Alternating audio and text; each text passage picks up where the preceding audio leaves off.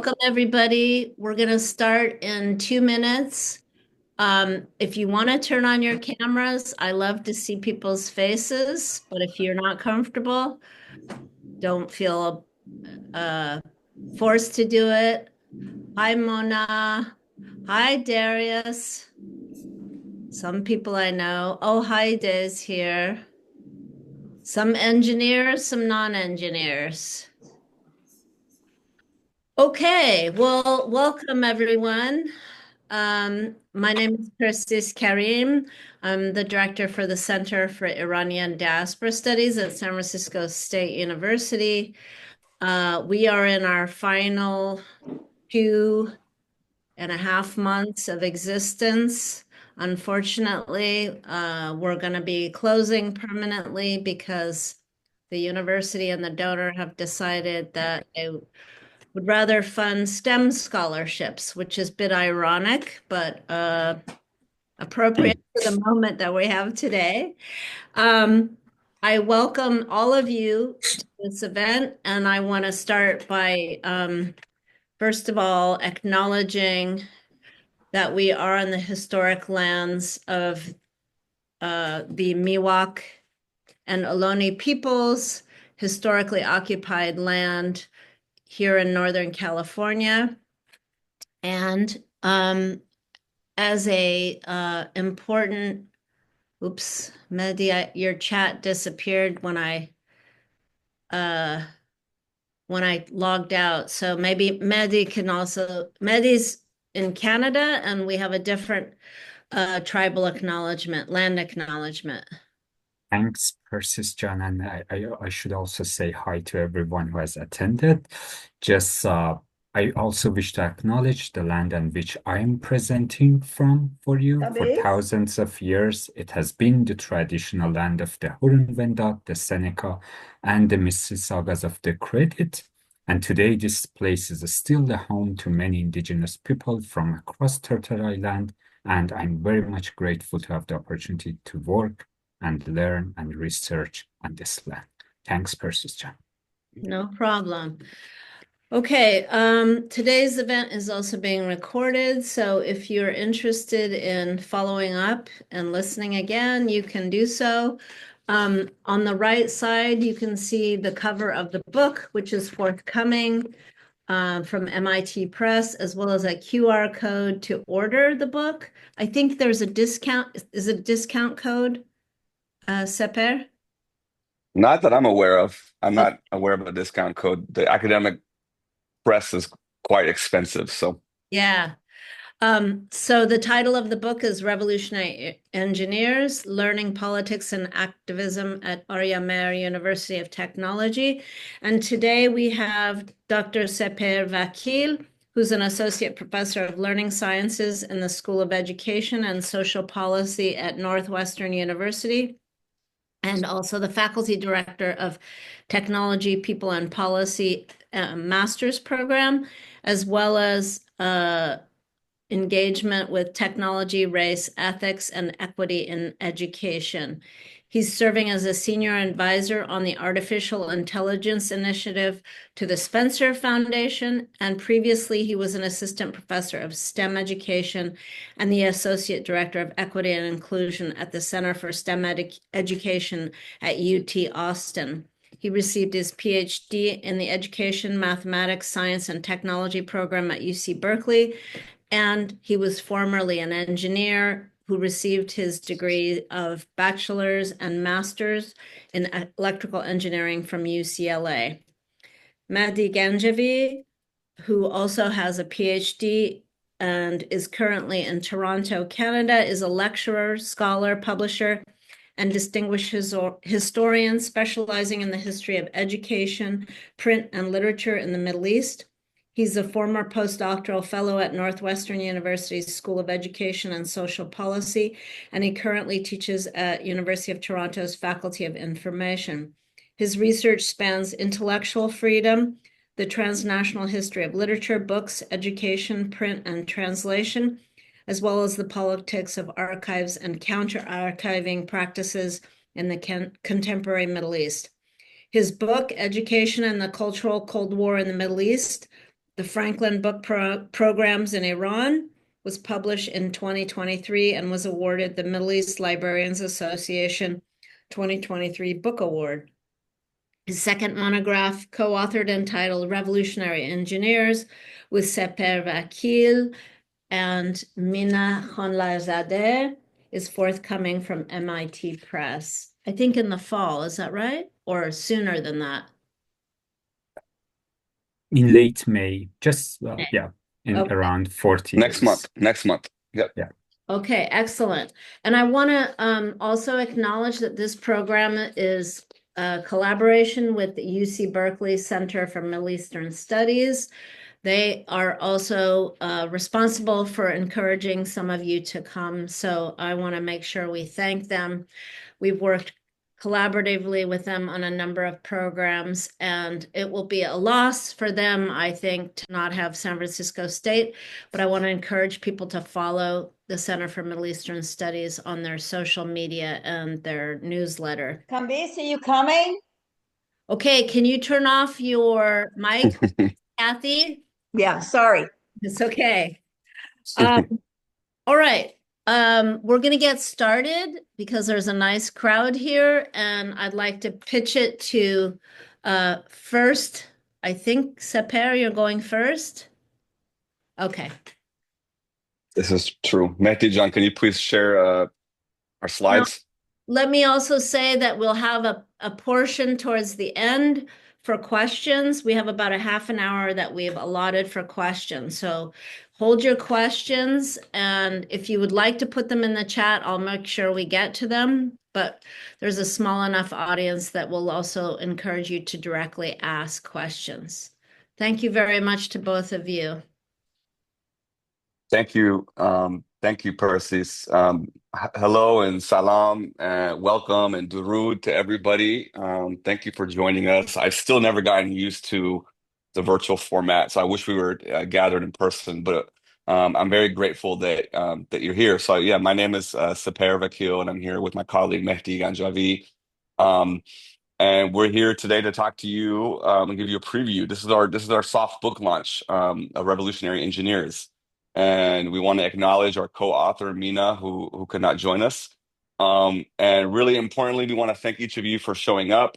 And a special note of gratitude to Persis, Karim. Thank you so much for facilitating this, for inviting this, for your interest in our work. So we're appreciative to you and to the Center for Iranian Diaspora Studies at San Francisco State, as well as to UC Berkeley Center for Middle East Studies. I got my PhD at Berkeley in the education school. So again, I wish I was on campus either in San Francisco or Berkeley, but I do appreciate the opportunity to talk to you guys via technology. So let's jump right in. In 1966, the Shah of Iran established Sharif University of Technology. We're going to call that AMUT for the purposes of this talk, which is currently, in the current day, known as Sharif University of Technology. The Shah established AMUT as part of a larger campaign to modernize the country. 13 years after establishing the university in 1979, the engineering students of AMUT played a critical role in the 1979 revolution that overthrew the Shah and his regime. Sharif University continues to be widely recognized both for its reputation as the most prestigious engineering institution in the Middle East and for its legacy of radical student activism and protest. Indeed, engineering students at AMUT have historically engaged in social justice and political activism alongside their deep engagement with science and technology.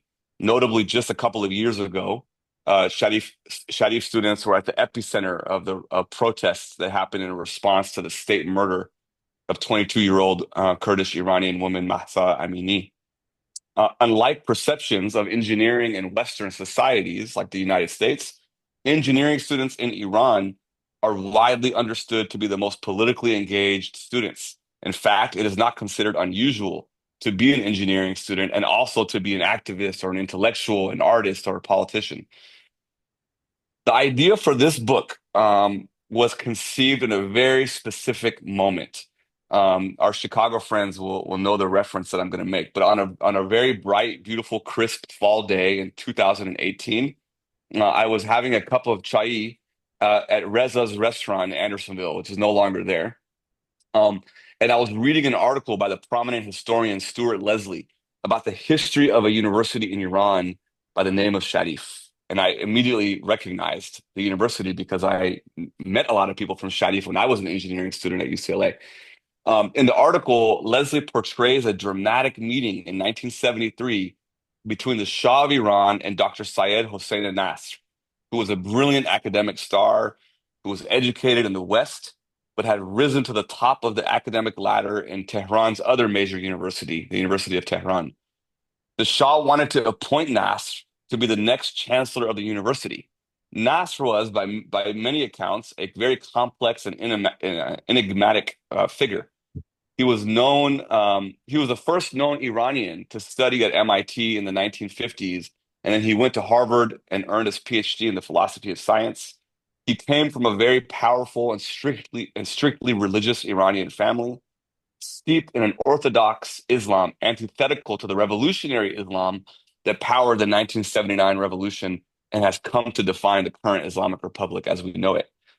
At the time, Nast had already acquired a degree of notoriousness for his philosophical speeches on Western science and for his perspectives on Iranianizing science and technology. Not the kind of thing that not the kind of association that we commonly have with the Shah. But during his meeting with the Shah invited Nasr to implement his bold ideas as chancellor of the new university. Nasr accepted the challenge. Nasr has since gone on to become a renowned scholar of Islamic philosophy and is currently a university professor at the George Washington University in DC. When I learned that he was still alive and working in the United States, I immediately decided that I needed to meet Nasr in person. So I booked my trip to DC and met him for our first in-person interview on November 7th, 2019.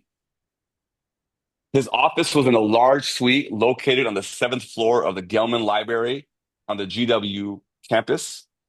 I waited patiently as he finished up a conversation in his office, perusing the assortment of Iranian and Islamic art decorating his suite.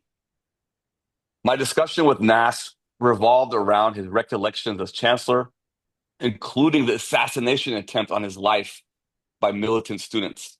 We also talked about his philosophical ideas regarding science and technology, his thoughts about the spiritual decay of the West, and the fate of Sharif University after the 1979 revolution. I came to know and make a lot of friends with Sharifis, as they were called. I went to UCLA and I studied engineering from 2001 and 2007. Back then, my impression of Sharif students was that they were incredibly intellectually talented, and considering the aesthetic standards for engineering students, they were delightfully fashionable. In many ways, I considered them as exceptional, but I did not view them as especially political or culturally engaged. In this sense, they were no different from the typical members of UCLA's engineering community. At the time, I didn't make anything of this observation. After all, they were just engineering students.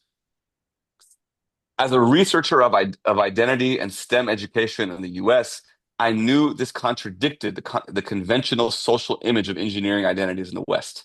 While many changes have occurred over time with regard to how the average American engineer views ethics and matters of social responsibility, and how the American public views the engineer, the stereotypes attached to the engineering profession and engineering students have been relatively stable in America since the early 20th century, right? And we kind of know what those stereotypes are without me even naming them. So the unique combination of my Iranian background and my academic training, both in engineering as well as in the field of education and the learning sciences, brought into sharp relief a contradiction that provided the initial conceptual framework for the investigation that we describe in this book. Sharif University, or AMUT, given its dual history of radical politics and elite technical talent, shatters the settled conceptual categorizations of engineering identity common across Western societies. So at a fundamental level, Our book closely examines the formation of an elite engineering university in revolutionary Iran and the individuals who shaped and were shaped by it. We had several research questions in mind. Our questions fall into two major categories. The first category of questions deal with how an institution designed for technical excellence and modernization became such a critical site of student protest. So you can see our three questions here. First, how is it that the premier engineering university in Iran and arguably in the broader Middle East is simultaneously an institution that is synonymous with radical student foment for the past 60 years? Number two, how did the university that the Shah of Iran view as one of his own signature projects aimed at modernizing the Iranian nation become a catalyst of the revolution that ousted him from power? And number three, how did the institution attempt to braid together Iranian and Islamic values within the context of an elite engineering university? The second category of questions that we have are questions that try to lift the hood on the institution itself, trying to understand the experience of students within it, how they were shaped by the institution. So here there's two major questions that we're asking. How did AMUT students think about themselves and their identities during their student years? And how did their political values and commitments shape their views of engineering and of technology? And across both of those sets of questions, Mehdi and I, along with Mina, while we were doing this research, we were constantly asking ourselves, what are the lessons that we can learn from this historical case study of Sharif, and what does it offer us in the current moment, which we'll definitely come back to as we conclude the presentation. So our study draws on a methodological approach that we refer to as historical ethnography, which combines archival records with oral histories. We conducted a total of 17 oral histories designed to understand the experience of being a student, faculty, or administrator at the university. We interviewed former students and former faculty members, senior leadership, as well as the architect who designed the first buildings of the university. Some of you may know the name, Hossein Amonat. The interviews included 9 conversations with alumni, 4 of which were with women, 6 interviews with former faculty, including a conversation with Firouz Partovi, who was the first chair of the physics department of the university. We also had 3 interviews with Dr. Nasr and one with Amanat, as I mentioned. The conversations, the interviews were conducted in Persian by Mina and averaged 2.5 hours in length, with some exceptions. All the interviews were conducted remotely and then audio recorded. They were transcribed and then translated. We independently open coded all of the transcriptions, which led to several analytic categories representing our shared interpretation of the data. Lots of the analysis happened in conversations between the 3 of us, multiple rounds of close listening, thematic coding, interpretive coding, memo writing, and ultimately collective sense making. I'm going to pass it here to Mehdi, who's going to talk to you more about the archival research that went into this project. Our archival research includes sites from the US as well as Iran. Our archival sources include Sharif Library's archival section, known as Ganjine Sharif, for their institutional records, National Library and Archives of Iran for the relation between AMUT and Iran's government, Parliamentary Library of Iran for student publications and more, the Central Library of Astana Quds Razavi, also for student publications and more, declassified records obtained from Iran's Intelligence and Security Organization for understanding SAVAK, at the time Iran's Intelligence and Security Organization's report on student unrest, U.S. Department of State declassified documents, again for understanding U.S. Embassy's reports on student unrest, pamphlets and student bulletins by various student and political groups for understanding militant and student movements, ideologies, and practices. I went to Iran back in December 2021 and visited various archival institutions noted above. We also collected records from MIT archives related to MIT-AMUT relations, which was particularly important in helping us better understand the role of MIT in the early formation of the university, as well as the tumultuous political atmosphere that encompassed the partnership between the two institutions. Historical ethnography, as Sepehr also briefly mentioned, plays a really important role for our project for several reasons. First, of course, archival records in contemporary Iran are inherently limited for several reasons, ideological, historical, and also issues of access, digitization, and institutional barriers, and more. Iran is a country that is very nervous about scholars having access to data. But in addition to that, we are investigating a historical moment that is more than 40 years ago. So as much as the oral histories are crucial for contextualizing what we found in the archives were also an important anchor for us to contextualize and better understand the stories people shared in the oral histories. While oral histories offer valuable insights, we further acknowledge the complexities of memory, bias, and trauma. The interviews were conducted between 2019 and 2024, approximately 40 to 50 years after the period under investigation. The lives of some of the interlocutors had changed dramatically after the revolution. In some cases, they never returned to the country after the revolution. Furthermore, not all interlocutors had vivid memories of the events or even clear memories of chronology of events. Moreover, political and ideological orientations of most of interviewees have changed considerably during the past several decades. Intriguingly, in the oral history, several interviewees were themselves quite critical of their own earlier actions and ideas as they reconstructed them with us in the interviews. For instance, as one of our interviewees, Hengame, all names would be anonymized except a few like Amanat and Nasr, etc., who have given us consent to use their real name. So Hengame is anonymized. The same interviewee mentioned that her father, who owned a factory, questioned whether the political circumstances were really as horrible as students imagined them to be. Hengame said, as you can see the quote, "My father always teased that the university is giving your students cheap kebabs. You have filled your stomachs and have become violent." Echoing the sentiments of her father, she joked, "I remember, for example, some protest about the food quality, so it was very good." We start with a historical account of the context in which AMUT was established, followed by an institutional and pedagogical history of the university.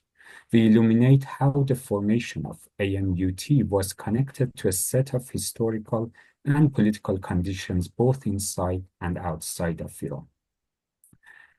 AMUT emerged in the context of the Cold War. Efforts by foreign powers to exert an influence on Iran did not begin or end with the Cold War. Throughout the latter half of the 19th century, Iran was subjected to the influence of various foreign powers, notably Russia and Britain, which sought to shape the destiny of nations for their benefit. Despite avoiding formal colonization, Iran faced two instances of foreign occupation during the First and Second World Wars. Allied forces used an exaggerated account of the Iran-German economic and political relations as a pretext and occupied Tehran in 1941, which resulted in the abdication of power by Reza Shah and the transfer of power to his son, Mohammad Reza Pahlavi. In August 1953, nationalist Prime Minister Mossadegh, whose image you can see on the slide on the left, was overthrown in a coup sponsored by the CIA and MI6. After the coup, the Shah returned to Iran. After his return, the orientation of the regime shifted toward closer relations with the United States. In addition, with regard to its internal politics, the regime then shifted toward suppressing both nationalist and leftist groups within Iran, further restricting the already limited political liberties in the country. Furthermore, the Shah sought to employ policies to align the educational system of the country with his political and economic plans, mainly done so under the discourse of white revolution, which I will briefly note. Previously hindered by the politics of the Mossadegh era, following the coup, US-Iranian educational cooperation experienced a remarkable resurgence and formed an important element to the US containment strategy during the Cold War era.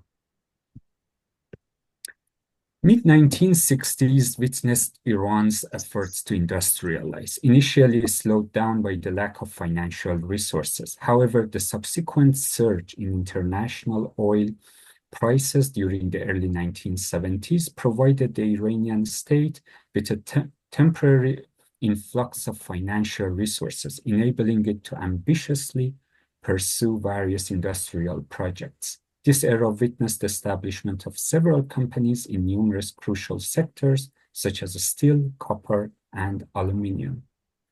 The Isfahan Steel Company may be the most symbolic example of Iran's move toward industrialization during this era. The establishment of this company not only marked a significant step toward industrialization within Iran, but also signified a notable shift in economic alliances of the nation on the international stage, with Iran turning to the Soviet Union for support. It is evident then that the establishment of AMUT, with its charter ratified just 5 days prior to Iran's parliament approval of the Iran-Soviet agreement for the construction of Isfahan steel factory on January 13, 1966, was one of Mohammad Reza Shah's signature initiatives to address this pressing need for engineering education and expertise. In addition to the impetus to industrialize, the establishment and progress of AMUT were intricately intertwined with the transformative impact of the White Revolution, which we have provided an account in the book. On January 8, 1966, the Charter of AMUT was officially ratified. Shortly before ratification, the Shah had extended an invitation to Muhammad Ali Mujtahidi, then serving as the Dean of Al-Bors College, or previously American College in Tehran, proposing the establishment of a university focused on science and technology, but anchored in the pressing industrial and technical needs of Iran. And you can see the Shah's formal announcement declaring the establishment on the slide. During the time period of our study, AMUT had 6 chancellors, which we have covered in one of the chapters in the book. One of them, who in 1972 replaced Dr. Amin and became the 4th chancellor at AMUT, was Dr. Nasr. We devote more space to discussing his legacy due to its relevance to our guiding questions. During his tenure, a few important institutional developments occurred. First, the affiliation between MIT and AMUT was fortified. Second, Center for Humanities, or Markaz Ta'limat Umumi, a center offering elective courses in the field of humanities, was established at AMUT. We will come back to these two a bit later. By 1976, just to show the importance and the rapid development of this new institution, by 1976, 1/4 of all engineers in Iran were graduates of AMUT. Also, as AMUT evolved from teaching to a research institution, the university took on a new global significance. There were growing concerns internationally regarding the Shah's ambitions to transform Iran into a science and technology powerhouse in the Middle East. This is best exemplified by reactions to the new university in the United States, and in particular within MIT.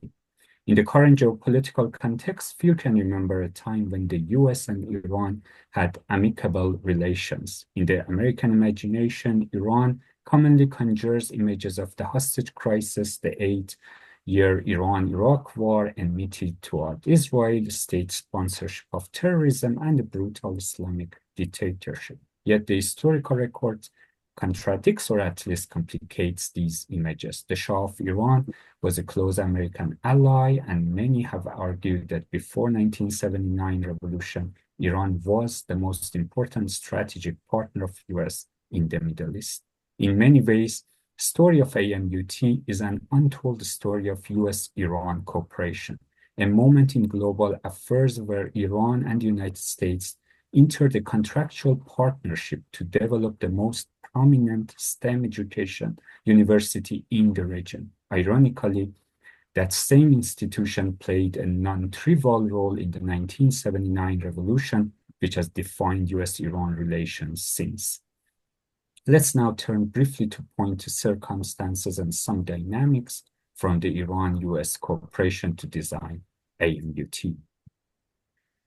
Following the CIA-backed overthrow of Prime Minister Mossadegh, diplomatic relations between the US and Iran resumed while the Cold War intensified. Educational reform emerged as a key policy priority for the US government during this era. Domestically, the 1958 National Defense Education Act, Title IV of the Higher Education Act in 1965, and the Elementary and Secondary Education Act of 1965 bolstered American K-12 and higher education. Internationally, US foreign assistance programs provided technical training, curriculum development, and infrastructure and improvement projects abroad. Education, seen as a powerful tool of soft power, capable of influencing nations and winning hearts and minds, emerged as a means for the US to foster amicable relations with countries vulnerable to Soviet influence. And Matthew Shannon have discussed this. I also have covered this in my earlier work. The MIT's involvement with Iran also can be traced to this era, reflecting a broader trend of international collaboration between institutions and government. Collaborations between AMUT and MIT started in the early 1970s. Gordon Brown, whose image you can see on the slide, Dean of MIT School of Engineering, was foundational in further fostering these connections. In June 1971, Brown, accompanied by advisors from the international consulate firm Arthur D. Little, arrived in Iran to develop a comprehensive plan for the AMUT campus in Isfahan. While the early collaboration started during the tenure of Dr. Reza Amin, it was during the chancellorship of his successor, Dr. Said Hossein Nasr, that the relationship between the two institutions was contractually formulated and extended to several new areas. We will discuss the tenure of Dr. Nasr, his views in some details a bit later. On June 20, 1974, MIT President Jerome Wiesner, who you can see on this slide, the three on the person sitting almost in the middle, reported to the Academic Council J.R. Killian, former president of MIT, and Gordon Brown regarding his trip to Iran in June 1974 and discussed the high-profile people he met, including the Shah. Around the same time, the revised agreement for a program of collaboration between MIT and AMUT was prepared. According to this agreement, the intention of the program was not to develop AMUT, not that the development of AMUT would be determined by MIT, but rather through this exchange, AMUT would be able to establish its own educational and research programs on a firm course compatible with the culture and problems of Iran, and through the strength derived from the experiences of AMUT faculty at MIT to take long-range steps with confidence. This was just one of the agreements between the two at the time. There are several of them, in a variety of areas such as, laser and then nuclear programs. And oceanography, and there are several others that we have detailed in the book. While the partnerships between AMUT and MIT were developing, both campuses experienced significant student activism, albeit in distinct contexts influenced by the unique historical and political orientations. The environment of MIT was particularly vibrant during the 1960s and 70s. The Vietnam War was a dominant issue of the time, inciting widespread protest across college campuses. Students and faculty at MIT were actively involved in demonstrations against the war. These protests were part of a larger national student movement that questioned the US role in Vietnam and criticized the military-industrial complex, of which MIT was a significant part, due to its research contracts and partnerships with the Department of Defense. President Johnson's escalation of the Vietnam War and President Nixon's subsequent administration, marred by the Watergate scandal, fueled distrust in governmental institutions and spurred further activism among the student body. MIT was also influenced by the civil rights movement, which sought to end racial segregation and discrimination against African Americans and prompted universities to reflect on their own policies and cultures. The campus itself was a microcosm of broader societal debates. MIT's role as a leading research institution also placed it at the heart of discussions about the ethical dimensions of scientific research, particularly in relation to war and militarism. The Science Action Coordination Committee was a student organization formed at MIT in 1969 with the aim of advocating for radical reform in how science and technology were utilized and applied in society. Noam Chomsky played an advisory role in the creation of SACC, which quickly became a vocal critic of the scientific establishment's role in global politics. This critique particularly focused on how science and technology were implicated in broader global dynamics, such as the Vietnam War. SACC members actively challenged the ethics of using scientific advancements in warfare and other areas of conflict. Notably, their criticism of science and technology extended to specific international involvements of the US. By 1975, SACC members had voiced their concerns regarding MIT's contracts with Iran and Taiwan programs, expressing criticism toward both. On March 7, 1975, a student journalist from the Tech newspaper, we have placed it on the slides, published an editorial titled Selling MIT Bombs for the Shah, revealing the details of the association between MIT and AMUT in nuclear engineering programs.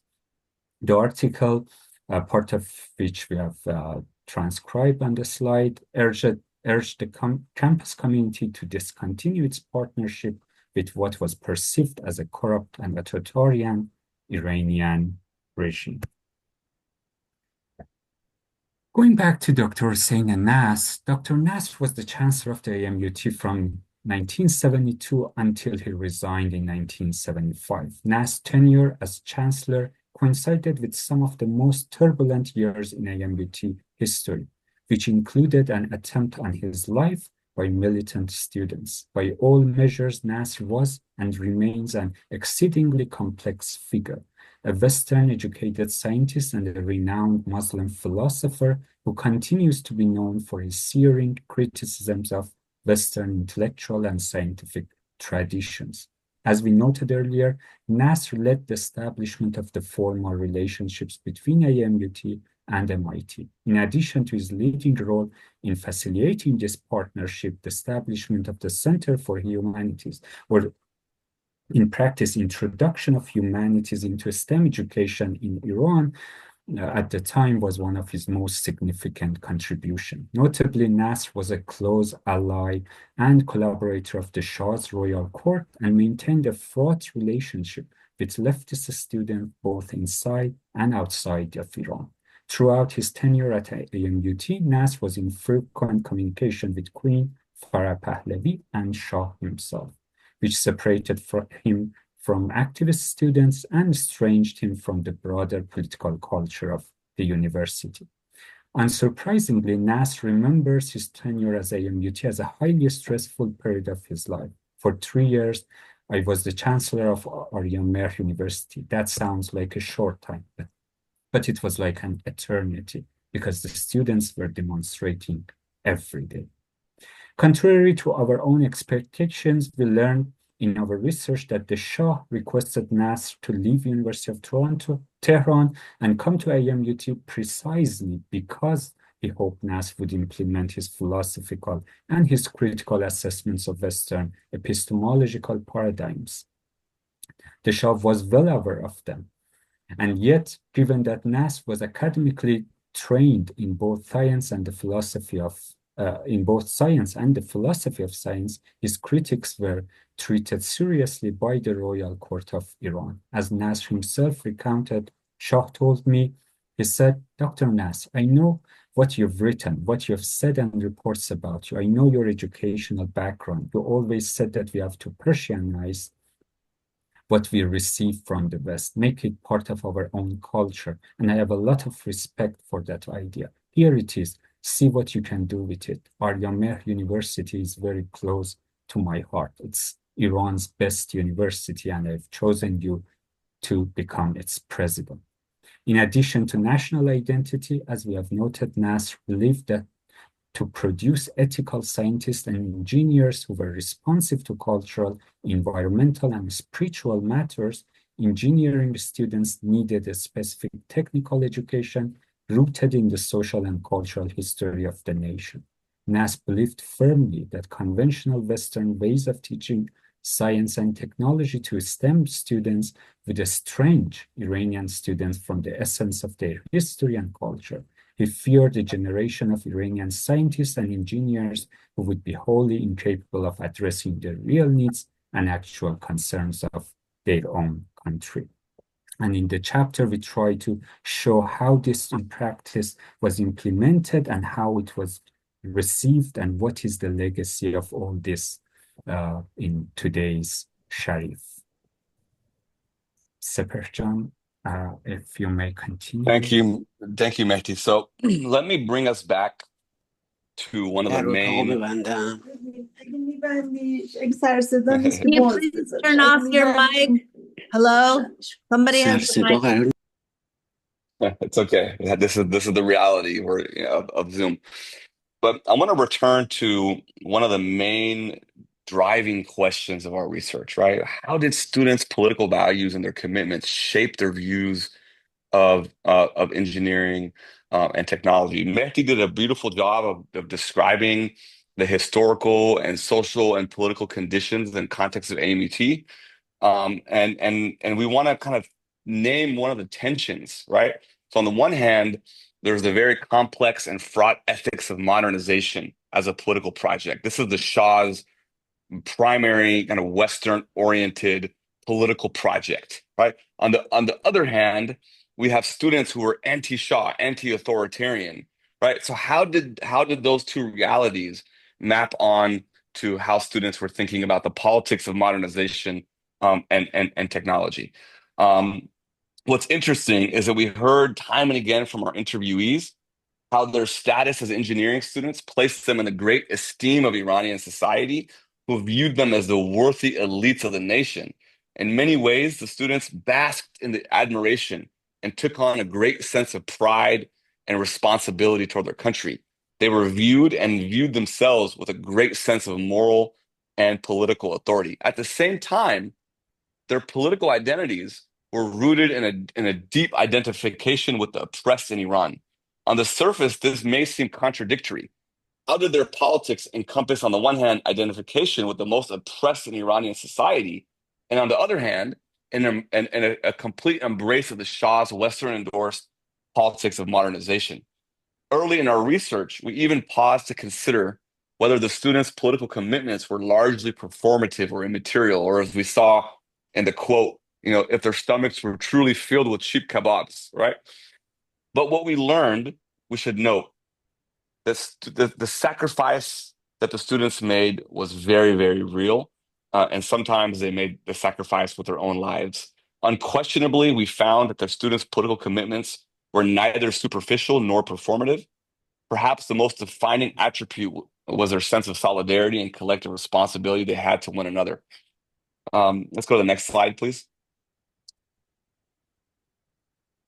So just giving you a sense, an inside look at some of the quotes from our interviews. You have one student here saying, "I remember we used to run, and the guards, the villains, they used to strike us in the legs from behind with their batons. My leg had become hard as a stone from repeated bruisings."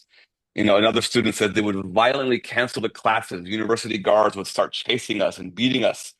I remember one time I fell while running and the guard managed to catch me, struck me a few times, but didn't ultimately manage to arrest me. So it's important to understand the actual, violence that characterized their experience. Let's go to the next slide, Mahdi.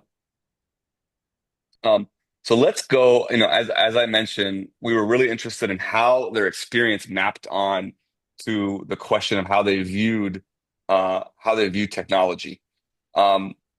So to give you guys a little bit of context, our project was informed and motivated by philosophical work and cultural perspectives in science and technology, as well as in STEM education and the learning sciences. Across this literature, there's a lot of themes about questioning the rationality and objectivity, and critiquing how these are dominant values in Western science and technology. So, given the revolutionary culture that we were seeing in the AMU2 students, as researchers, we were anticipating that the students' views on engineering and technology would resonate with some of these critical perspectives. But guess what? They didn't, right? And the oral histories we conducted, by and large, students and faculty of the university expressed admiration and respect for the authority of Western science, and by and large rejected cultural and Islamic approaches to science and technology altogether. And many of our interviewees held positions on science and technology that align most closely with what we might think of as normative views on science. There was a rejection, as I mentioned, of Islamic approaches to STEM, cultural approaches altogether. So it's important, as we think about how to make sense out of this, it's important to recognize the history of philosophy of science and technology in Iran, and specifically the intellectual history of a school of thought known as nativism. In the context of Iran, nativism was a philosophical and cultural movement that emerged in the early 20th century in response to Western imperialism and colonialism. Nativist thought in Iran was intertwined with the epistemology of Islamic philosophy, and traditionalism, indigenous knowledge, and cultural perspectives on scientific inquiry. So we can, if there's questions about this, we can answer this in Q&A. But largely, the students and faculty of this university wholesale rejected this sort of philosophy. Let's go to the next slide to look at a couple of the quotes. So here we have one of the students characterizing: "Those who study fundamental science or engineering are involved with subjects such as mathematics and physics, which teach you logic and how to scientifically analyze the world. When approached with political matters, science provides this critical thinking capability. And that's one of the reasons why religious fundamentalists do not approve of science. So approaching fundamental religious questions with a scientific mindset can result in doubting and questioning." Let's go to the next slide, please. Another quote says, "It hurts me to see ideological views influencing science, whether it's Marxism or Islam. I believe science doesn't have philosophy. Physics doesn't follow philosophy, and those involved in it were only looking for ways to discover the world." Next slide. So this one was a very, very interesting one that I want to really share with everyone. The faculty and students of the university had very complex ways of thinking about the question of ethics, right? Here's one quote: "We can't stop the advancement of science for the fear of misusing the technology. For instance, Iranian intellectuals have said that a moral approach to science is not to use it for military and wars," right? An example is the immoral US bombardment of Nagasaki in Japan. Don't you think it would have been immoral of other countries to not prevent the Germans to get access to the nuclear bomb? Let's go to the next slide. So to understand and historicize, there's a tradition in Iranian intellectual thinking. Scholars such as Jalal Ahmad and Ahmad Kasravi, who was one of my own grandfather's favorite intellectuals. There's a legacy of critiquing the immorality of Western thinking, right? And so that's part of the context that we're looking at. But at the same time, there was a rejection of the nativist and Islamic approaches to science and technology. Both of those were active in the thinking of the AMUT students and faculty. Let's go to the next slide. And so we want to share this one last quote from one of the former professors of the university who's talking to us about the question of morality. It says, morality has such a complicated meaning to it. What do we even mean by morality? For instance, they say a moral approach to science is to not use it for military and wars, correct? Don't you think that the scientists of Iran needed to do something when the country was being bombarded by Iraq during the war?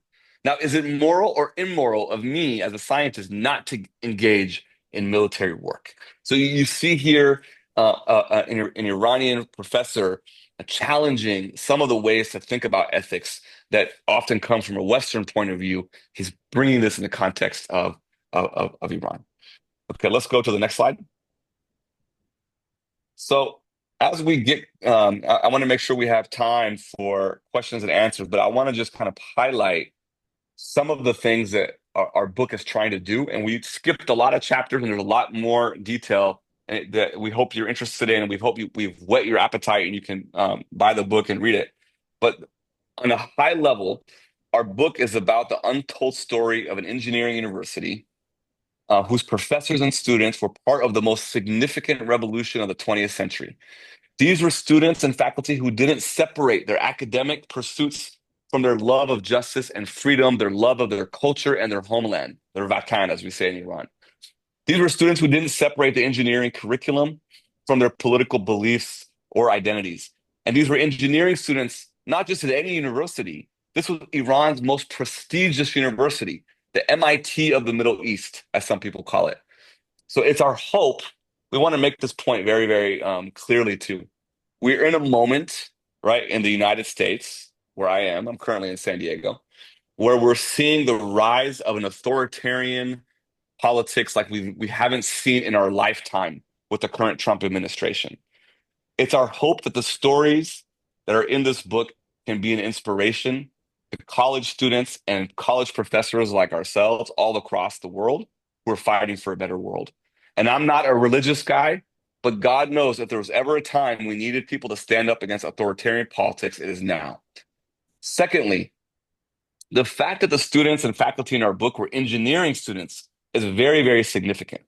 As a former engineering student myself, I now understand very clearly that the culture of political apathy that is common across so many engineering departments in the United States is a choice. Our book rejects the whole idea that engineering or technology students are just nerds who lack heart or soul. Of course, there's other examples in history of engineering students being politically engaged, but Sharif University stands out. It provides a concrete historical reference point for a university whose entire political culture was inseparable from protest and revolution. In this way, Sharif becomes a very interesting and useful historical example of other academic programs and initiatives that are trying to prepare the future of a technological workforce that is grounded in ethics and morality, right? And we see that as people like Elon Musk take power, we see the need for a counter movement in technology very, very clearly. And Sharif is a beautiful historical case study in that example. The last comments that I'll make is that our book is an unapologetic attempt. Yeah, you can put that up, Mahdi, to honor Iran and Iranian history. For many people, the 1960s and 1970s invoke histories of student protests and dissent all over the world, from the civil rights movement and the Black Power movement to the anti-Vietnam War movement to the anti-apartheid movement. Yet student protests in the Middle East are rarely part of this collective historical memory. Our book offers a corrective and brings Iran into the conversation. We really believe that if you read our book, you will walk away knowing that Sharif students should be viewed amongst the most revolutionary students in the vast and deep history of college student protests all across the world. Um, Many of them sacrificed with their lives, as we said. Um, I want to also add this nuance to it. For many of our Iranian readers, and those of you who might be familiar with Iranian history and politics, we know very well that the revolution is a sore subject. It's a sad and painful subject. Right? The decades following Iran's 1979 revolution have brought catastrophe and misery for the Iranian people. So to read a book that fundamentally honors a group of students who helped catalyze or accelerate the revolution might bring up mixed feelings for many. It did for me, it does for Mehdi, and it still does. But something that we're very proud of about this book is that we didn't shy away from those mixed feelings. We tried our best to both honor the history and the people of Sharif University, and at the same time, hold up the history to a careful scrutiny and analysis based on the interviews and archival research we conducted. We learned many things. We were surprised many times in our research. And our book is at times hopeful and at times painful.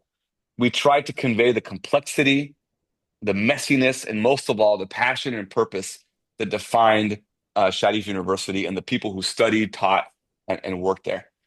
We hope you will read the book and come to the Q&A with your questions and let us know what you think. Thank you. Thank you. Wonderful. I want to definitely engage our audience. People have stuck for the full amount of time, which is great. That means that people are really interested. And I know there's a few people in the audience who have some direct links and they might want to add or ask a few questions. I want to ask a little bit about two things. One, I'm really intrigued by this idea that the imperative for modernization essentially introduces, Western values. And as a result of those Western values, ironically, people are looking at Western political models too. So I'm sure you, just like your main subject that inspired you, Sepehr, Mr. Nasr, he had his degree from the US. And I wonder if you found, both in the leadership of the university and even among some of the people who might have had an undergraduate degree before Arya Mer was started and then went back to Iran after getting a degree here, because there was that contact early on. I wonder if the political landscape was ultimately, one that was influenced both by global events, but also by the specifics of people being students on campuses in the United States at a very critical time, which would have been right before Arya Mer was even started. So I wondered if you could talk a little bit about that sort of idea of the political landscape. And also the other really interesting thing, which Manijeh Moradian talks about in her book, is the affective nature of students. Like you're in this container where you're not fully formed adults, but you're like, all this knowledge is being produced, and at the same time, you're living in a country where it's kind of encouraging you to do big things, but also restraining you. And so the idea of how students were influencing each other, I guess, is something I'm curious about. And I wonder if you could talk a little bit about that before we open it up to the audience. Sure. I'll just say this briefly, and Mehdi can elaborate. But Persis, the thing that was fascinating about this project was that it was just full of contradictions and complexity. So you're absolutely right. The students and faculty, many of them, especially the faculty, many of them are Western educated. The Dr. Nasser wasn't the only one. This was part of the Shah's project, right? Send people out, get to the West, they come back. The consequence was twofold. On the one hand, yes, they were influenced by the anti-imperialist global politics that were happening, and we have all kinds of great research, from Mahdi and others that show how Iranian students who came to the United States were mixed up with leftist progressive politics, right, and influenced by the revolutionary, moment that the world was in, that the third world was in. So they come back to Iran and they're participating in anti-Shah protests, and they're understanding their their country, Iran, as connected to what's happening in China, in America with the Black Power and Civil Rights Movement, in South America. So they see Iran politically as connected to those. At the same time, they're influenced by models of science and technology from the West, right? And those are coexisting mental models for these students, right? And these coexisted in the minds, an anti-Shah, anti-authoritarian, but that didn't translate into, oh, so we are against everything that's Western. Yeah. No, as I mentioned, they were like, oh, what do you mean? Our curriculum was MIT, iftikhar. With admiration, they were looking to this affiliation with the pinnacle. And what's MIT if not the pinnacle of Western science and technology, Yeah. right? And so it wasn't as though they were saying, the hell with MIT, that's just the center of American Western power. No, quite to the contrary. They were, appreciative and had a view of admiration. And my sense making out of that, I'm curious how Mehdi thinks about it. The way we interpret that is that the politics of the students and the faculty, yes, it was critical of the Shah and of authoritarianism, but it was deeply pragmatic. I see. So they were like, yes, we're trying to get rid of the Shah and bring in democracy and social justice. But if we're trying to build our country, we have to get the best science and technology that's out there. And we're not going to go to some Islamic version of science or technology that Nasser and others are saying. We want the good stuff. And to them, that meant an embrace of the West. I don't know, Mehdi, how would you refine what I said? Uh, it's I'm also the questions are big and need a lot of elaboration. Just one thing about, but yeah, how in just providing some details. For instance, one of the people who had experienced the union and faculty unions in Germany, then came back to become one of the professors at AMUT, and he was one of the ones behind the establishment of probably first faculty union in Iran at the time. And this is quite important because at some point, the faculty activism at AMUT, which is, while, when we talk about student activism, it's relatively comparable, or we can talk about student activism at University of Tehran, at, other major universities in Iran, in Tehran, as well as Tabriz and others. But when it comes to faculty activism, AMUT stands out. This is one of the only cases and the main cases that we had that at some point, given that, first of all, we should remember this university was a royal one. The Shah was the highest authority, or so it was under the trustship of Shah, and the chancellor of the university was basically known as Naib Toliya, or deputy trustee.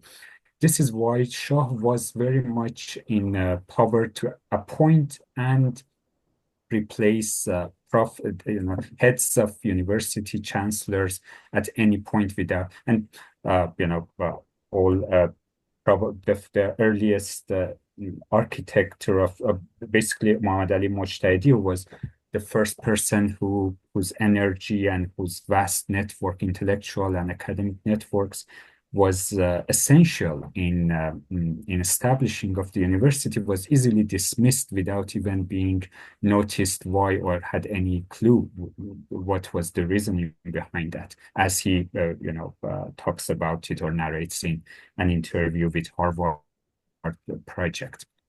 And as a result of this, and in in this context, and in the rising context of political and sometimes even militarized activism in Iran in general, as well as in the campus, we can see the faculty that a rising faculty activism started around 1971 or two, and around the revolution. AMUT was one of the kind of probably one of the only cases or rare cases that they arrived at that moment that they could, for the first time, choose their chancellor themselves. So the university became autonomous. This was part of their, and they went to one of the final slides, if you notice. At some point, even the university and the faculty stand up to the state itself, because the government is making them, pushing them that they need to close or do not accept or register new students, but they come up with ways to, and the government also cancels all the payments to the university staff, but they come up with ways to finance themselves and continue struggling, and even announce registering new students, and come up with with plans to to continue operating while the state government was critically against it. As finally they were the ones who defeated the government in a few months before the revolution, and chose their final chancellor. Unfortunately, this tradition was easily reversed after the revolution, with the consequently after the Islamic cultural revolution in universities, and Sharif University also went back for its leadership to be appointed by the state and higher political figures. It is just to say something about how transnational experiences informed, activism and unionizing in AMUT, and but when it comes to affects, that also needs a bit of understanding of the student culture in the campus at the time, given the heightened suppression and the ways that student culture was highly influenced by underground militant organizations. To the extent that many of the students would have never known actually even the affiliation of some of their colleagues or other students before before they lose their lives. So this culture of secrecy, which was also can be traced in the documents produced by the militant and student groups themselves, has some meaningful differences in ways we can understand, or we can investigate affective politics in that campus. Yeah, just briefly to point to that, but that's a very good question. I would love to elaborate more if I wish we had time for that. Okay. I'm going to pitch it to Shayan's question. He says, thank you. This sounds like a fascinating book. I'm curious how your book is consistent with or diverges with the broader history of knowledge, religion, and politics in Iran, as presented, for example, in Roy Motahade's Mantle of the Prophet. So this is a question I'm going to pass it to Mehdi. He's much more familiar with, and I wish Mina was here too, because both Mina and Mehdi have a depth of knowledge about Iran's intellectual history. As far as this particular reference, I'm a little bit familiar with this book and the kind of the story of the individual from Qom, and the idea that the social justice, political sensibilities of Iran leading up to the revolution were really mixed with with Islamic ideas. Our book, it's not that it's contradicting this per se, but we can say that in the sandbox that was Sharif University and amongst our oral histories and archival records, we didn't see this sort of um, influence. We saw attempts at it. So we should say one thing we didn't talk too much about in the presentation. Dr. Nasr made a pretty big effort to bring in Islam into the university and combine it with the technical education. The idea of Islamicizing and Persianizing Sharif University was very much part of his project. And one thing that we were surprised to learn, was that the students and faculty, um, not only did they reject this sort of approach to bringing Islam and culture into the technical curriculum, but they even viewed it in a very suspicious way as because you have to remember, Dr. Nasr and the Shah were very, very close. And so even though Nasr had this Islamic standpoint and bringing in those views, he was also seen as a close collaborator with the Shah. So many of the students and faculty viewed Nasr's project of bringing Islam into the university and overall his other efforts at leadership as some way to appease the students, to keep protests minimal, and to essentially advance what the Shah wanted, which is to minimize protest. And that's why they tried to assassinate Dr. Nasr. So in that way, our interpretation is a rejection of attempts to blend Islam and social justice activism. I see. Just if I may say, the way we also want in this book can contribute to conversations in Iranian studies is one, to bring in the importance of campuses, educational institutions, more than intellectual history in our understandings of modern Iran and the role that each of these educational places have had. Also, this has been an attempt to bring in and make a conversation between STEM education and Iranian studies, something that not that much has been done, and understanding the rise of STEM education and trying to have a social and historical, as well, informed by oral histories and archives into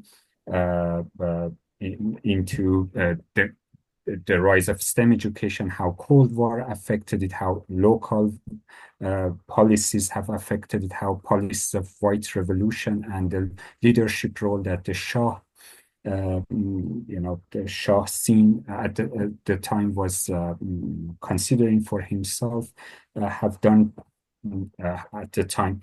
Bringing these or in some ways, we believe that we have contributed to the knowledge that has been already that is discussed. Also, to shed light on the relationship between student movement and militant movements. That also through a close investigation into the archives as well as through oral histories. That also, I think, would provide new nuances to those interested in the topics. Let's, Precious, are you going to moderate? I see some people. Yeah, I'll moderate. Raising their hands. I'm going to Sure. start with Kathy and then Darius, and then there's Camelia's question in the chat. So let's go in that order, please. I think you called on me, is that right? Yes. Okay, thank you. So thanks so much for this presentation. I have a question, and it's rooted in my own experience. In 1978 and 79, I went back to school to become an electrical engineer here in the States. And that was because there was a special program for women engineers, because there was only 2 or 3 or 4% of engineers in the US who were women. Mm-hmm. And during the course of that program, I met several Iranian women engineers. And because the revolution was starting, they said that they're going back to Iran to take part in the revolution. And it's something I'll always remember because it so much dovetails with my own life. And so I wondered if you could speak to, if you know, what percentage of the students, both before and after the revolution, were women engineers?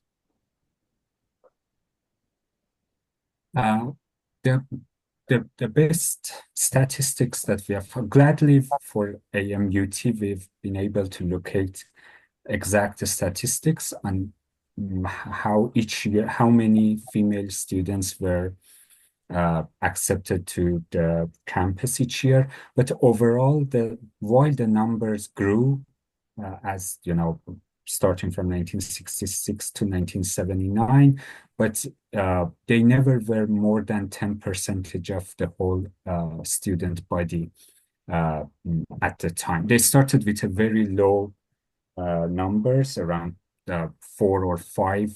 just 4 or 5 students in the first few years each year, but then they gradually became, and all this also had something, even this gradual increase of female students and acceptance of them into the campus was seen by some of the militant student activists with specific criticism or kind of some ideas that the government has certain policies in doing so. So that they were bringing the women to distract the male students. So when Sepehr,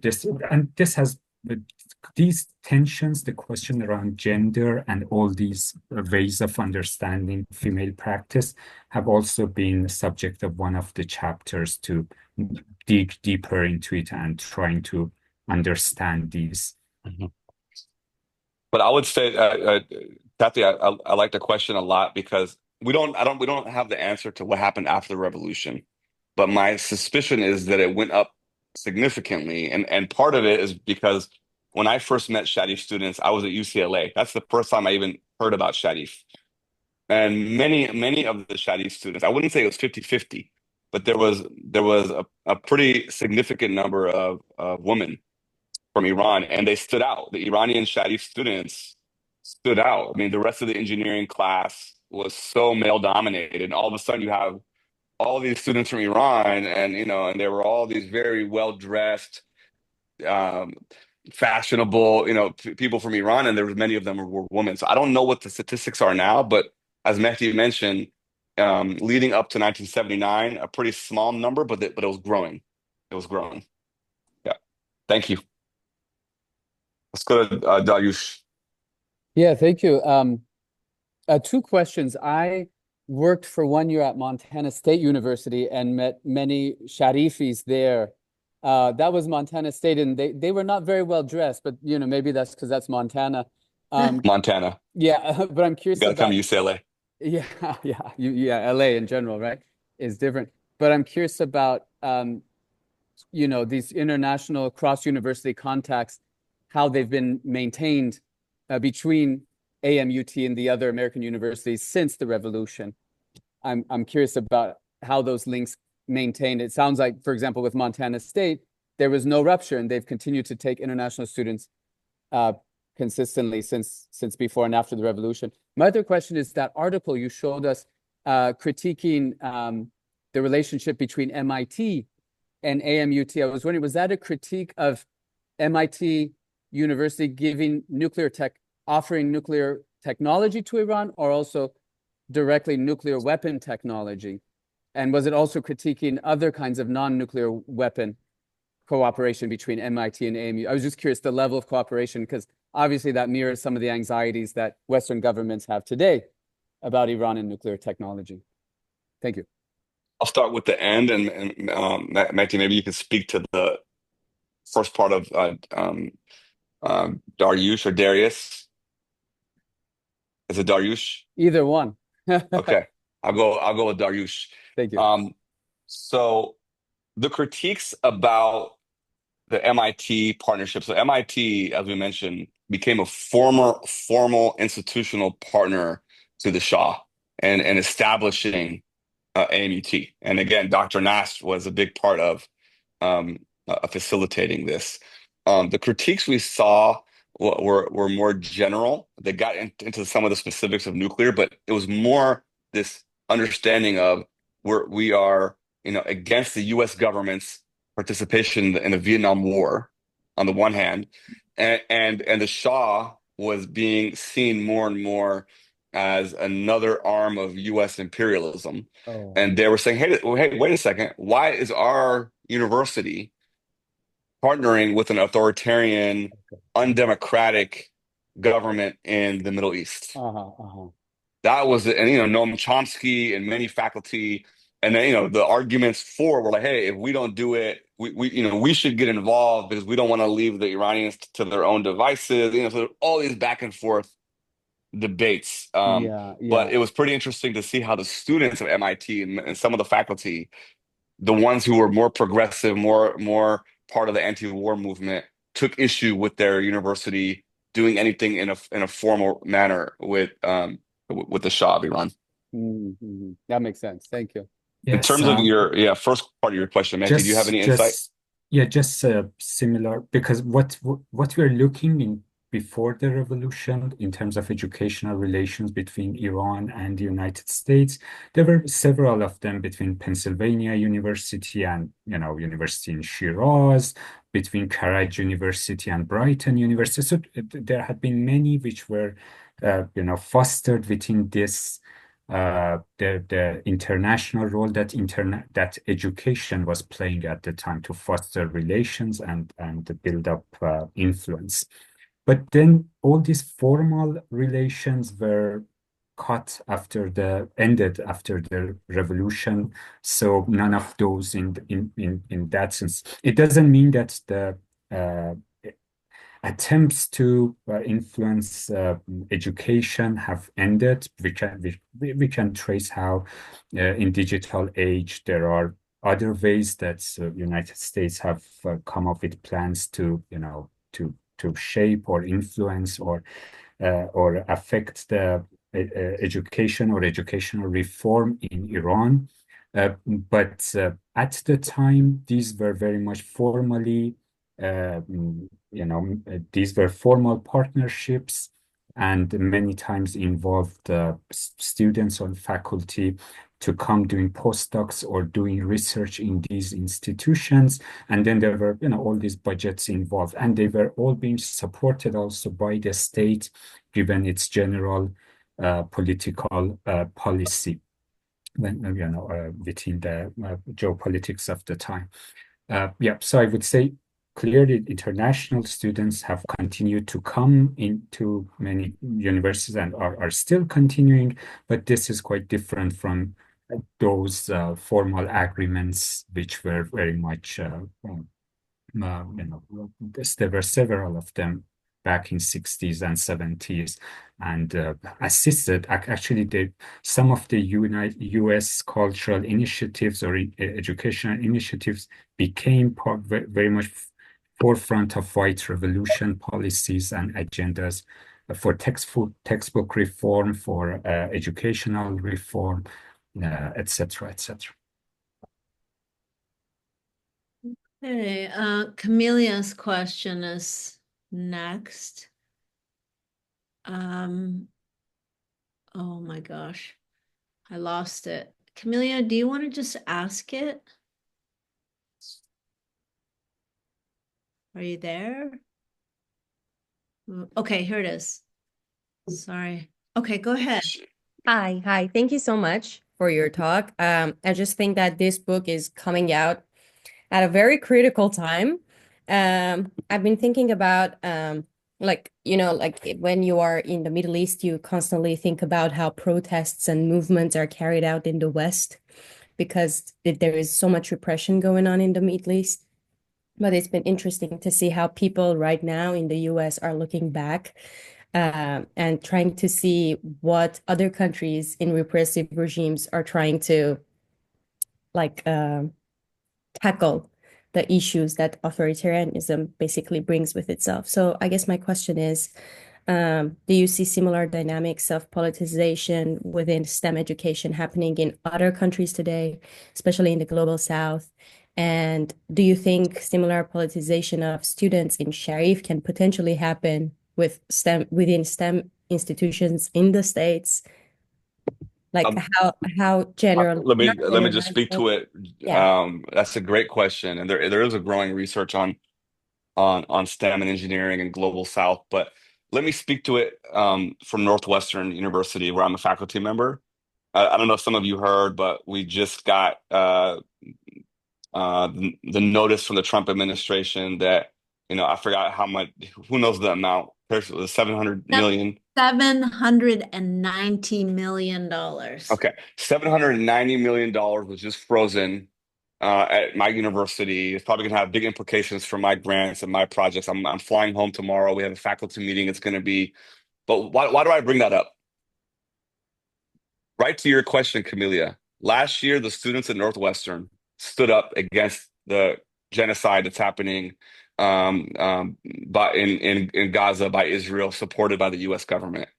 Many of the students who were standing up were engineering computer science students who were making specific claims and criticisms about U.S. technology companies aiding the war in Gaza, right? And that was a unique feature that I've seen because when I was an engineering student at UCLA, the Iraq War was happening. The engineering students and faculty were quiet.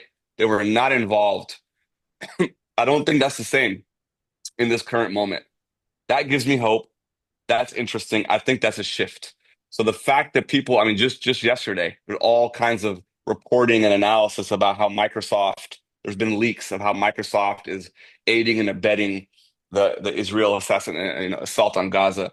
There's a waking up. There's an awakening of how the tech industry, and the politics around it. And so I think that I'm seeing that on my own campus, and we're being punished for that on our own campus, right? That's part of what's happening in Northwestern is that they're mad that our president, who's Jewish, by the way, didn't punish the students who were standing up in support of Palestine, and now there's a retribution for that. But I think that it gives a clue to your question because many of the students who are speaking up are engineering students, are computer science students. I do see a shift happening from just the time that I was a student. So that's hopeful. Thank you so much. Okay. There was one more question in the chat from Mariam that says, oh, did you answer it, Mehdi? Yes, I try to provide. Yeah, I was just mindful of the time Yeah. you have. Well, you have a few more minutes. We have to answer the question by Mariam because Mariam is my mother. So Okay. Oh, No, I've already. she needs to show her face. Thanks, Mayam Jen. It's an honor. Hi, Mariam. That's I'm only seeing the top of your head. Oh, there you are. Go ahead, Mehdi John. Yes, as I've mentioned, clearly Nasr himself is the way he formulates and understands sort of why he was a good choice in that time is given that he had both deep relations with the court as well as some of the traditional, clerics, in Iran seminaries, etc. He was so he would see himself as someone who could talk to people with religious background, who could, who could talk to them with the kind of rhetoric that is understandable and with a kind of religious authority as well as institutional authority that he would have needed for that. But also we argue, and this is where we are also in conversation with certain scholars who look into the ways in which in late Pahlavi era, the state itself also took a way or a formulation of nativism as part of its cultural policy. And this was very much, circulated even in magazines that were supported by the Queen or by the foundation attributed and directed by the Queen, and all the close relations that figures like the Carbon and all these French scholars of Shiism, they were built with the court at the time. So we think Shah both did it, probably, if we want to contextualize it, both as part of it would fit well within that cultural policy at the time. Also, it could have been a way for him to try to calm the student unrest in the universities, but clearly that didn't happen. Students rejected very heavily. Even the student activism during Nasr was the most heightened one. And as Sepehr mentioned, there were some bombings and attempts at the life of Nasr himself. And during that time, even in one case, the head of the police guard at AMUT was assassinated by militant organizations. So, and we have tried to also show to kind of share some of the historical accounts and archives related to how students saw Nasr both inside Iran, as well as how he was received when he gave a speech at MIT at the time, and how student activists mainly with Iranian background stood up to and criticized his speech at MIT. We have tried to contextualize those and also provide some nuances. Okay, I think we're going to wind down. I want to draw attention to the comment that Sepehr put in the chat. There's two ways you can support this work, which I think is very important and pioneering indeed, because it touches on the idea of U.S.-Iran relations, education, and of course, revolutionary activism. So you can order the book from the MIT website. The link is in the chat there. And also by sharing the announcement about this book coming out and any social media. If you attended today, you can say, hey, I heard some really interesting points made about a new book. I think sometimes we need more of this kind of work to draw attention to all the intersections and contradictions between education, foreign policy, and also student activism. And so I really applaud Sepehr, Mahdi, and also Mina for doing this painstaking work. I do have one more little question that I wanted to ask of Mahdi about archival work. How did you get access to this? Were you in Iran? And how might the Iranian government look upon an academic text like this? Because in some ways it exposes both some of the problems with Sharif today, and you mentioned, Sepehr, the woman life freedom kind of exploded at Sharif, and Right. obviously has the potential to do that yet again. Yes, actually, just starting from, there is a famous, what they call siege of Sharif nowadays.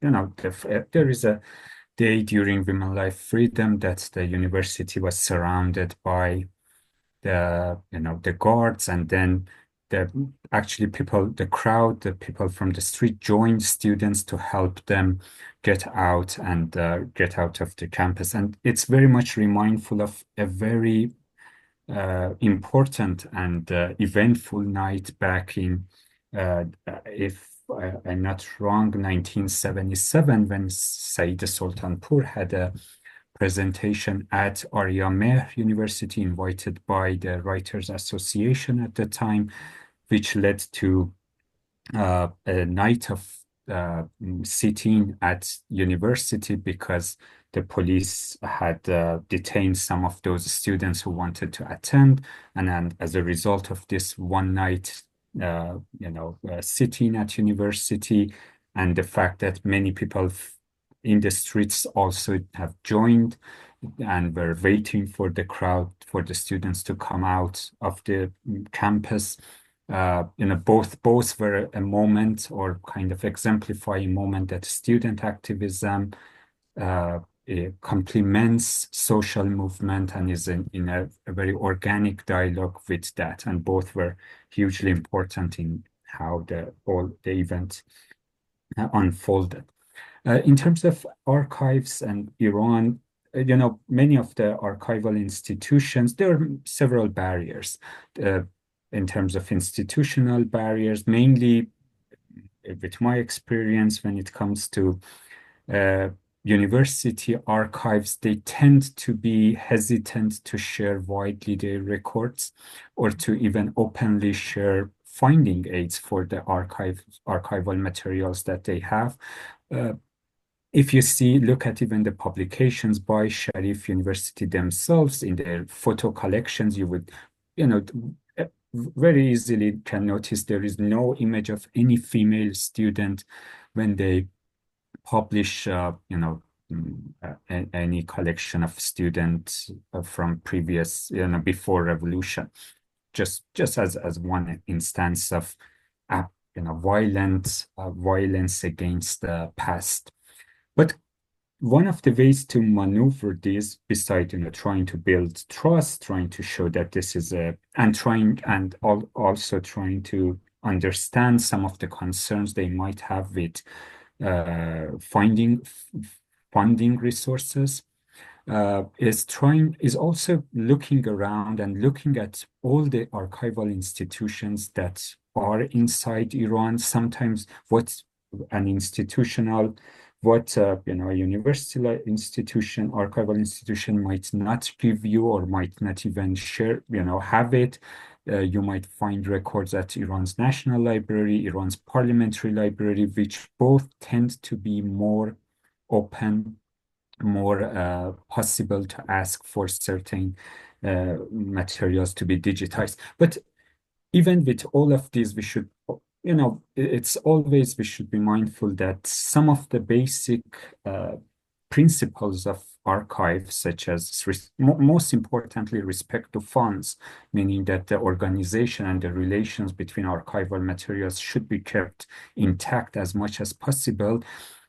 Those, many times, that kind of respect has not been done, or the provenance of some of the resources might lack enough data or enough recording. So this should give us, so this is another reason why we should critically investigate the documents that are being released to us, and make sure if to have thought carefully about their context and what might be missing in those.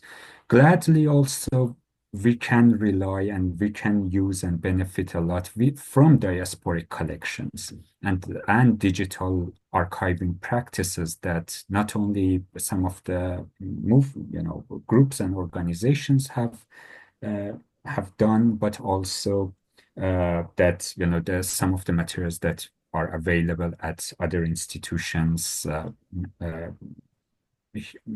globally. So these, and some of these I've called, especially when it comes to personal collections, these counter archives, which former activists have carried with them, and then have carefully, protected during all these all the events they have gone through their exilic life. They would also provide ways for us to fill the archival gaps that we might have.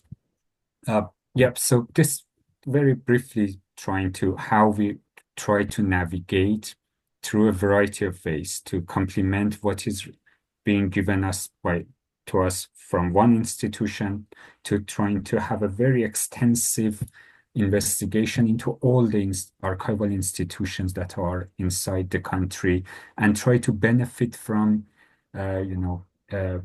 any progressive librarian, any more open ways of digitization or providing access that those might have. And that have been fruitful to in our, and then complementing them with diasporic collections, counter archives, and the kind of materials, in this case, for instance, that MIT archives have had, which provides us with a lot of info on what is missing in the Sharif archive itself. Well, we'll be calling upon you, Mahdi, because as the United States enters a very dark period in which they are erasing whole archival memories from institutions at national institutions like National Institutes for Health, CDC. The threat is very real. So we will be calling on you for some help in Canada to help us with building our counter archives. So But thank you. just something, because we also mentioned about, I also tend to very much closely look at, especially during the Women Life Freedom, how student movement within Sharif itself try to self-archive its own movement. So those which are very much also interesting and subject of another study that I'm doing. But so these how a movement is also archiving itself, how activists themselves are some of them are very much aware and active in ways to archive their activism. That's also and how the location and where to look for them. So when it comes to Iran, as many of people here know, Telegram, for instance, is very much used by activists to archive themselves and share materials. Yeah, that is, of course, because we have this technology that wasn't in existence.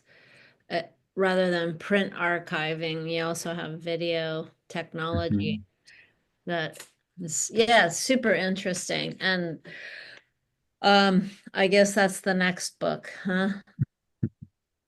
hopefully. Anyway, I want to close this out by thanking Sepehr and Mahdi for their wonderful contributions, both in research, but also in sharing this book with us. We're the first. So this was the preview before the big launch. And again, I want to encourage people to check out the book link on the right side. And I want to thank all of you for coming. People were here until the very end, and that means that people were indeed very engaged and fascinated by your work. So thank you so much for this wonderful talk. And Thank you. I just want to conclude by also inviting people, if you're interested, we are doing another event in April, 4 p.m. on the 24th on Zoom, and it's Amy Malek's forthcoming book, Culture Beyond Country, Strategies of Inclusion in the Global Iranian Diaspora. And you can find more information about that on our social media and also in our newsletter. And thank you so much. Persis, thank you so much. We really appreciate you. Thank you. It means a lot. And thank you everyone for coming. Thank you for the questions and please support this work. Thank you all. Thank you. Bye-bye. Thank Good you. night. Bye.